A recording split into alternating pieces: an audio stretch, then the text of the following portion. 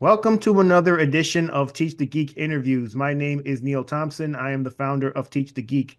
I work with technical professionals so they can present more effectively, especially in front of non-technical audiences. And you can learn more about that at teachthegeek.com. Again, that's teachthegeek.com. Today, my guest is Eileen Velez, and I actually heard her on another podcast, and I was really happy when she agreed to be a guest on this one. She's had quite a career so far, working in both industry and government, and she even did a NASA internship. So I'm really curious to learn more about her working as an engineer, making the transition from industry to government, and the ways in which public speaking has benefited her. Welcome to Teach the Geek interviews, Eileen. Hi, thank you. And thank you for the invite. I'm really glad you heard that sweet podcast. That was awesome. For sure.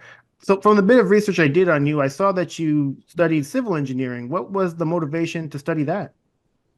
So, as a little girl, I was intrigued by STEM, and there's no engineers in my family. So, I started early, in about eighth grade, doing some STEM camps, and it was because the teachers kind of saw potential in me for because I liked math and science. And I did my first STEM camp in the eighth grade, and then after that, space camp, and then I took advanced classes, and every all the teachers kind of guided me through engineering. So, I took a few of those aptitude tests, and civil engineering was the one engineering that mostly impacts people's lives on a daily basis. The roads, the houses, the water, the environment, pretty much everything. And a civil engineer is involved in everything. So I felt that could be like a really awesome impact. So I went for civil engineering, particularly transportation, because we all know how vital and how important transportation is for our daily lives. And within transportation, I went in deeper into aviation. So my mom, when she was young, always wanted to be an airline stewardess, but she couldn't make it because her family didn't have a lot of financial resources. So I think the love for aviation and travel kind of went through me, and so she always said that she lived her dream life in aviation through me. So it's civil engineering with a focus in transportation and a specialty in aviation. So that's what I do, and I think it's a pretty awesome place to work. And it's kind of like it's like a niche industry or a niche specialty, but it's been pretty amazing so far. I think your mom was onto something, wanting to be an airline stewardess. You get all the peanuts you could want. Although I She don't wanted to think travel the world. I used to work with a guy whose wife was a airline stewardess, and he used to bring me all I guess, the leftover honey roasted peanuts. I love that guy. Yes. Shout out to They don't Rob. give you peanuts anymore. They give us pretzels, right? And a bunch of Yeah, other I fun. know. I don't like pretzels, so I get really annoyed with It's peanuts. That true. Too Yeah, I guess salty. people got all the peanut allergies. I suppose that's probably why they Oh got yeah, that. that's true. Well, that's true. That's true. Yeah, you're right. That's like in the schools now too. So Yeah, yeah. for sure. I also noticed that you studied or that you got a master's as well. So what was the motivation to get a Mhm. master's? Yes. So I started working for the Army Corps of Engineers as a research civil engineer in 2003 when I graduated from college. I went to college in the University of Puerto Rico at MIOS, and I always wanted to go for graduate studies. So when I was with the Army Corps of Engineers, they actually pay for the engineers' graduate degrees. So my master's was paid for by my employer, and so I went to Mississippi State University, and there was a graduate institute right on the base that I was working for with the Army Corps. So we had the university at our own facility. So I took classes there on the at the satellite graduate institute in the military base, and I did my master's in engineering with a focus in again in pavements and aviation. I always wanted to do more graduate studies. I wanted to go further and do a PhD or an MBA. So right now I'm finishing up my tenure as the Secretary of Transportation. So I do want to go back, and I've already signed up for more advanced classes at university. So I think I want to be not a forever student, but I do enjoy studying, and I want to further and further my studies and through certifications. I never disregard maybe going for an MBA later on because I think my engineering career has progressed more in business development and marketing and administration. So I'm kind of interested in doing a little bit more graduate studies. When it comes to the work that you ended up doing as an engineer, how well did it match up what you thought it would be when you were a student? Wow. So I wanted to travel just like my mom. And when you're a student, also, and in growing up in Puerto Rico, my parents had limited financial resources. So another thing that people would say would be like, engineers make good money. So you're like, I want to work, but I also want to make money so I can travel and have nice things. But working as an engineer has been pretty amazing. I knew that it would be challenging. I mean, it's the applications of math and science and other methods to solve problems. So you always are you're solving problems on a daily basis, and so you have to be very open to working with teams and challenges. And maybe no project is the same; they're similar, but you get all these different projects and you have to find solutions to it. I worked as a design engineer, first as a research engineer, then as a design engineer at a private firm, and I did construction inspection and then construction as well and permits. And then I'm now more in administration. So as engineers, we learn the basics in college and then you apply this to your career. So it's not that I didn't expect what I've been doing for the past 22 years, but I don't think my mind understood or knew back when I was a student that I was going to get to do so much travel around the world. I've met people from all around the world. I worked on amazing multidisciplinary projects. Like you work in aviation, but airports are a little city. So you work with everything that you would work in a city. But I've done also work for highways and roadways, maritime. I've done rail. I've done excavations and gas line safety. I've done traffic safety. Everything within transportation, but I've also done permitting and cell phone and telecommunications. So you have a basic training as an engineer, and then you apply it to anything and everything that they throw at you. So working with a diverse team has been pretty awesome. So as a student, they put you on these projects and you do science fair and you do all these different things, and they keep telling you how important working in teams is for success, right? But when you start working, that's when you really know you cannot do this on your own. You have to be able to work with teams, and you have to be able to also manage conflict, because when you have big teams, things don't always go as planned. So definitely, I knew that it would be fun, but I don't think that I even imagined everything that I would be doing as an engineer when I was a little girl saying I'm going to be an engineer. But it's been amazing. I mean, I recommend it, and I do a lot of presentations for students, especially little girls, so that they get excited about possibility of being an engineer someday. Nice. I also mentioned in the intro that you eventually made that transition from industry to government. What motivated you to make that switch? So I moved to Puerto Rico about 10 years ago. I was working in a private firm in Florida, and I had the opportunity to come and open an office on the island, a subsidiary of the company. And I'm from Puerto Rico, so I've always wanted to come back. But back then, I didn't know that 10 years later, I would be doing government work. I was managing and operating a consultant firm, an engineering consultant firm. And I worked with a lot of the government contracts. Like I would work at the airports and roadway and highway authority, and started getting more involved with government contracts on the island. When you do your work with passion, and when you do your work, when you get up every day and you do a good job, people start talking about you. So one day in November of 2020, a colleague that I had worked on years before on a presentation on government contracts for airports, she called and asked me to submit my resume for consideration in the new administration for the new governor, Pierre Luisi. And that was November of 2020. We were all in the pandemic. So I hesitated a little bit. I didn't send my resume right away, but she kept insisting and asking, Puerto Rico needs you. You're back in the island, and you've always wanted to help. And I did tell her years when we were talking that if I ever worked for the government, I would love to be secretary of the Department of Transportation. And so she remembered, and she was in the governor's transition team. And yeah, she called me and asked me, and I eventually submitted my resume. They called me. I went through interviews. I met the governor, and on December 7th of 2020, I was announced as the first female to lead the Department of Transportation and Public Works in Puerto Rico. And I thought, well, you know what? I moved to Puerto Rico to help, and Puerto Rico had a lot of issues with the hurricanes and the earthquakes and political and economic turmoil. And you leave the island and you always want to come back. So you say that you want to help, then this is your chance. Go for it, because they need a lot of help. So I decided to make the transition from private to government. It was a big change. It was a sacrifice, financial, but also your privacy doesn't exist anymore because you become a public servant, but you also become a public figure. But it has been one of the, I would say, privileges and honors of my life, and I don't regret it. But I thought, I moved to the island to help, and this is my chance.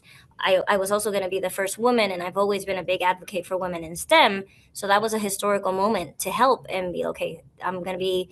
This is part of what I'm supposed to do. This is part of my legacy, and so I decided to make the jump from private to government. And I did work for a federal government before the private, but this is completely different. It's state government. So it's been a pretty awesome 4 years. It's a 4 year position, and this is the last 2 days of those 4 years. So I can say now that it was a challenge. It was scary, but it was pretty amazing. I don't regret it at all. I've learned a lot about myself and about engineering and also public service, and respect it a lot.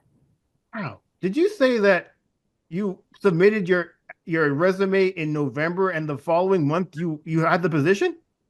Yes, it was Wow. the weekend before Thanksgiving in 2020. We were all home. Everybody was on lockdown because of the pandemic, and I remember having a Zoom interview with a committee that was doing the governor's. It was like a talent search, and they were interviewing all these different people, and so I interviewed through Zoom, and I did really good in the interview, I guess, because they called me and said, we want the governor to interview you next. And I met the governor. I went to the interview. He offered me the position, and that was December 4th of 2020. So a few weeks later, after that first call and then the interview, and then I met the governor. And on Monday, December 7th, he announced that I was his pick for the new Secretary of Transportation. So it was very quick. I remember that was a Monday. Sunday, I called the company that I've been with for about 15 years and resigned. And so yeah, everything was very fast. Talk about a change of lifestyle overnight. Wow. That's crazy. Yeah, yeah, that definitely does. I didn't tell anybody either. They found out on the press conference in TV. Oh wow. That's wonderful. Surprise! I'm doing this thing now. I'll tell you Wow. all about it later. Excellent. That's cool. That's really great. You mentioned that you were the first woman to have this position. I'm curious, do you see yourself as an engineer or a female engineer? And Hmm. would you prefer others see you as an engineer or a female engineer? That's a good question. And yeah, I'm the first woman in the 107-year history of this department. So I think that there had to be other women before me that were qualified to do this, but somebody missed the boat or the bus or whatever and just didn't select a woman to do this. But I'm honored to be the first one. But so that this is the thing. I'm an engineer, but I was born a woman, and so I don't mind it when they say first female engineer, but I think eventually in our lifetime, we'll stop saying that because it won't be a surprise anymore. It won't be something so strange because when I became the first woman, that was what everybody put on the newspaper, on the articles, everywhere. First woman to be designated Secretary of the Department of Transportation, everywhere. I might be the first, I won't be the last, right? So eventually, when there's more women doing this, that won't be such a big deal. And sometimes it's funny when I see that it says in a news press conference or anything or a press release, the first woman to do this and the first woman to that. It's always scary when you're the first. But that's a huge responsibility because after you open that path. What is it, the glass ceiling or the whatever we're trying to break here all the time. But when you're the first, you don't see yourself as a big deal because I was born a woman. I have no other choice. To me, this is who I am. There is no obstacle for being a woman. It just happens to be how I was born. So to me, it's not a big deal because I've been a woman my whole life. But for others, it's a big deal because wow, we have one. We have the first one. Eventually, that won't be so surprising. So I don't mind when people say she's the first female engineer, or if they say she's a female engineer. That's a superpower. That's a great thing. And there's other girls looking at me and younger women saying, "Well, if she did it, I can do it." And that's the idea. It has to be accessible for other women to feel that they can do it and take the challenge. And hey, we can have a life. We can be a successful engineer, a successful government executive. I'm a mother. I'm a wife. So these things can happen, and we can't do everything at the same time. We need help and we need priorities, but we can do it. It's just it requires a lot of coordination and a lot of support as well from family and friends and a good team. How many times do you think this will need to happen for it not to be a big deal anymore? So you were the first, and then there probably will be a second, and then a third, and then a fourth. At what number do you think people will stop mentioning the number?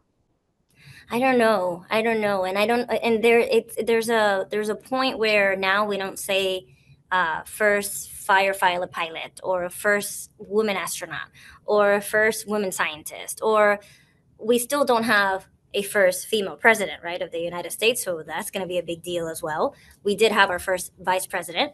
So I think that eventually it loses that shock or the initial shock. I don't know how many it's going to take, but maybe after the second or the third, people start putting this is the fourth and the fifth, because it'll kind of be like overkill, right? It's like, okay, we got it. Women can do anything. Stop labeling them as if it's like a humongous thing. And again, we need to support each other so that we can feel that this is something we can do, and it doesn't need to feel like it's an anomaly, or that, I think that when they say the first or this is the second, or they're putting that number not to maybe make you feel bad, but because you're different, right? You're unique. It's good to be different and unique, but we also want to support women so that they feel that it's not that strange and it's not that difficult to get there. It's like everybody else. If you're a qualified candidate, it doesn't matter if you're a man or a woman. You should be able to just do it because you're smart and you're capable and you're the person for that job. Yeah, I agree. Do you see yourself as unique? Of course, yes. Like you too. We're all unique in our own way. There's nobody like us. I always say that we are replaceable, and I am going to be replaced in this job because I've done my 4 years, but we're not repeatable.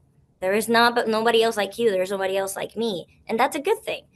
We can have similarities, but we are unique in our own way. And I have a daughter. I have a 14-year-old daughter, and I tell her this all the time. And she's growing up, and she's having those awkward moments of being a teenager, and I have to feel really comfortable in who I am so I can transfer that to her. And so it's okay to be unique. It's okay to be different. It's okay to be the first one. There's just a little bit more pressure when that happens, but you become a role model either you like it or not. And it's a huge responsibility. There's privilege, but there's also a huge responsibility. So I'm okay with that. I didn't sign up to do that, and it wasn't something that I thought would happen in my life when I was a little girl growing up, in a small town. But I'm very grateful that it did, and I done my hardest to be a positive role model, not just for my daughter, but for all the other girls that are watching. Eileen, when I first started this podcast and YouTube channel, it had to do with my own struggles giving Hmm. presentations in front of others. I wasn't very good at it. And I noticed a lot of the other engineers, well, they weren't all that much better at it than I was. I used to sit in on some of the presentations. I had to give presentations in front of management on a monthly basis on project status. And those first few presentations were, well, they're rough at best. But I got better at it over time. Practice, practice, practice. For sure. When it comes to you and speaking in general, is that something you've always been good at? And if not, what did you do to get better at it? Wow. So my mom was my teacher until the sixth grade. And then I went off to a school, grown up school, because I was in that school from kindergarten to the sixth grade. And my teachers always told my mom that I was a little shy and I didn't want to be in the leadership roles. I didn't want to be on stage doing the dancing and the poetry. And in eighth grade, when I started doing the STEM camp, and then in ninth grade, I moved to another school, I was on my own. My mom wasn't there. There was nobody taking care of me or making decisions for me. And it's not she held me back, but you feel a kind of a safety when you're with your mom, for so many years. But so I started in these schools and I was on my own, and I wanted to see the world, and I lived in a very small town, and I had all these dreams and aspirations, and I thought, I need to do this on my own. I can't rely on anybody else to do it for me. And this is something I tell youth when I present to young people: is you have to have self initiative, because nobody's going to come and save you or make the decisions for you. So one of the items or the areas that I thought I had to be really good at was communication, because we can be the best engineer in the world, the smartest person in the world. If you can't communicate your message, you're not getting anywhere. I was a consultant, so we have to present and do marketing and do presentations so we would win new projects. So it became very clear that you have to be good at sales as well, because you're selling your services and how good you are so that people want to hire you and give you the job. So my father is a sales representative, and his father was a sales representative, and his uncle. And so I come from a line of family men that have been sales representative and in sales their whole lives. So I think I have that gene somewhere. And then in ninth grade, 10th grade, I kind of started getting very comfortable in public speaking, and I did camps, and I did all these trips, and I also did folkloric ballet. So I was on stage just dancing, and I started losing the fear of being in front of people. I was a vice president of the senior class. I was the president of the honor society. In college, I did Society of Women Engineers, and I did the NASA internship, and I did a Disney internship. So it felt like I had this drive to do things that would get me ahead. And again, I knew it was on me. I'm the first engineer in my family. We had very limited resources, financial resources. So I wasn't waiting for anybody to give me anything. I knew it was on my own. So I developed this public speaking and communication style that I would feel comfortable and confident at speaking in front of people. And I practiced a lot. And when I graduated in college in 2003, in 2004, I started giving presentations at the Society of Women Engineers national conferences, and developing my own content on presenting, doing internships, and developing your career, developing your communication style so you build a strong reputation. And I continued like that, little steps, and getting very involved in professional organizations. And so I've practiced a lot. And now when I get in front of people as a Secretary of Transportation, I'm in the press all the time. I'm in TV, I'm in radio. I have to present. I present to Senate and state and the governor, and to also to for the outreach, right? For just the public outreach meetings. And I get very nervous. I do. And I can feel my hands shaking afterwards while I'm there on stage or doing what I'm doing. I don't feel the nerves. Once I sit back and it's over, my hands shake. So I know that I was nervous, but I had a goal and I had a purpose on being there. And I prepare a lot. That's one key thing on you doing public speaking and improving your communications.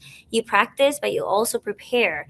They say you have to prepare 3 times the amount of time you're going to talk. So I always say, okay, so if I'm going to do a 20-minute presentation, I will prepare for at least an hour. If I'm going to do something for an hour, I'll prepare for at least 3 hours. And I've had that rule of thumb for a long time. But I'm a nerd. I mean, I'm a geek. I study a lot, and I prepare a lot, and I want to do a good job. So it's just been practice, and it's something that I like to do. Someday I would love to write a book and travel the world talking about the book, and inspiring other girls and women to do brave things and awesome things. So it's something that I have to keep building on, because I do want that in the future. When you were speaking, Eileen, you mentioned self-initiative, and when I thought Hmm. about self-initiative, I thought about self-advocacy. And then when I thought about self-advocacy, I thought about a woman I used to work with. She's in her 70s now, but back when she was in her 20s, she worked as an engineer. And she Hmm. said that she thought that if she did her job well, people would notice, and then she'd get the benefits of her doing a good job. But then she realized that it was the people who were the advocates for themselves, the people who were best at communicating their value to the organization. Those are the people who tended to get the opportunities. And she was a bit put off by that at first because she saw it as bragging. But then she realized that, well, if this is the way you have to get yourself known, I mean, get that visibility, well, that's just what you have to do. And it reminded me of how important it is to be that communicator, be that person Hmm. that, just like you said, you can have all the technical expertise in the world, but if you're not able to communicate it, well, then no one else is Yeah. going to know. And then even the more I think about it, why would you expect other people to just recognize your good works? They're thinking about themselves. They're thinking about Yeah. their own moving up within an organization. If you want them to know Yeah. about you, you're gonna have to tell Salvation. them about you. Exactly. And everybody looks for their own salvation, right? For their own success. And I think there's differences between humble and being vain or bragging, but you also need visibility. And I remember when I started working in the private firm in 2006, I was a young professional, and we had a lot of training for public speaking, for marketing, for winning work, for networking. They trained us really well. It was called consultant training. And before that, we had lots of practice and lots of workshops to train the young professionals so that they could go win work and become project managers and their own, almost like you having your own firm within the firm. And that was very powerful because they taught you how to communicate, but also manage projects and market and everything. They taught you how to do all this. And one of my mentors said, you need to be visible. Positive visibility is extremely important. And you have to not be loud because that's also annoying, but be able to speak up. And when there is an opportunity, you want your name to be said or called out at a meeting where you're not there, but they're talking about you in a room full of possibilities and opportunities. The only way people will know that you're interested is if you speak up. And I remember telling my boss when I started in the company in 2006 that I wanted to come to Puerto Rico and work someday. And he said, find me a project or a client down there and we'll go. 8 years later, I was managing the Puerto Rico office. And because an opportunity came up and they said, we have Eileen that's from Puerto Rico and she's here and she's always wanted to go back to the island and work. And when that opportunity came up, they're like, hey, can you help us open a subsidiary of the company in Puerto Rico? I was like, of course, absolutely. And so the other thing that I've learned is you have to keep in touch with people because if you only contact them when you need something, that's not genuine. That doesn't build relationships. So I'm really good at staying in touch with college friends, college professors, people that I met at NASA, people that I worked with in the Army Corps of Engineers, people that I worked in the prior firm at Kinley Horn. And I just like doing that because I think that once you build this nice and friendship with people, it's not just business. It also becomes like a family or an extended family. So I'm really good at communicating with them during their birthdays or holidays, or just when somebody comes up to you in your mind, send them a little message. Now we have so much technology, it'll take a few seconds. And that person will probably be like, oh my God, I was thinking about you. Or when something comes up, another opportunity, they will remember you. So you have to be memorable. And that takes a lot of work as well. It's not just like it's by chance. You have to work at it. It For might sure. feel like bragging, but you are the only one that can actually make things happen for yourself. People will help you, but they need to know that you're there. Yeah, yeah, absolutely. I mean, why would we even assume that other people know what we want anyway? But would we Right. expect them to just read our minds and know that type of thing? It's like I'm no mind reader, so if you want me to know something, you're gonna have to tell me, or else it may not happen. And then you're that engineer sitting in your cubicle disgruntled because someone else got the promotion and raise that you thought you deserved, but you didn't say a Right. word and expected things to just happen. It doesn't Yeah. work that way, and why would it? And and sometimes we create this chaos in our own mind, and we see more obstacles that there really are out there, or we probably take it like we might think that people are just are out to get us, or we get this complexes in our head, and it's in our head. um and it's not easy though. I mean, I was listening this morning to every day I listen to this meditation, and it was talking about the imposter syndrome. And I have that. As a woman, we suffer a lot for the imposter syndrome and thinking that we're not good enough to do what we're doing, or they'll figure out that I don't know what I'm doing. And then it recommended to Google ourselves and say, Google yourself and see everything that you've done in your career. That wasn't by chance. You made that happen. So stop doubting yourself all the time. And it's easier for you, Neil, to tell me how awesome I am than for me to say, oh, I'm pretty awesome. That doesn't come naturally. People usually tell me, "Oh, you did so great," and "Oh, good job," and I'm like, "Yeah, that was pretty good." And we need and we need the reminder of really, I do deserve to be here. But it's sometimes hard for us to see it, and we might be very hard. We're harder on ourselves than we should be, and I say that that happens because we want to be great and we want to always excel. And when you were talking about how I've done this public speaking, when I'm out there speaking, I want to do a good job, but I also make sure that I prepare, because when you lose the fear of going to speak in front of people, or the public speaking part, if you lose the fear and you're not nervous, you've lost the interest. Because when you feel that those nerves, it means that you care.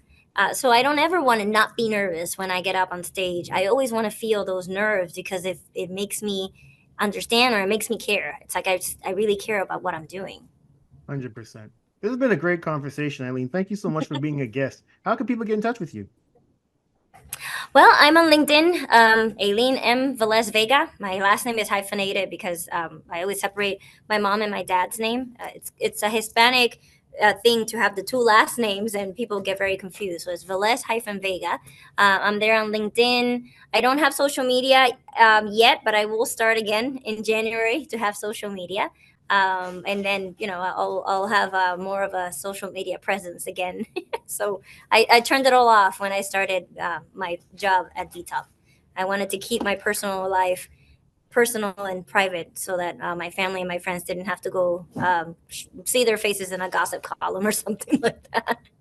Wonderful. Well, everyone, that marks the end of another edition of Teach the Geek interviews. My name is Neil Thompson. I'm the founder of Teach the Geek. I work with technical professionals so they can present more effectively, especially in front of non-technical audiences. And you can learn more about that at teachthegeek.com. Again, that's teachthegeek.com. Until next time, take care and stay safe. Thanks, Eileen. Bye, Neil. Take care. Thank you.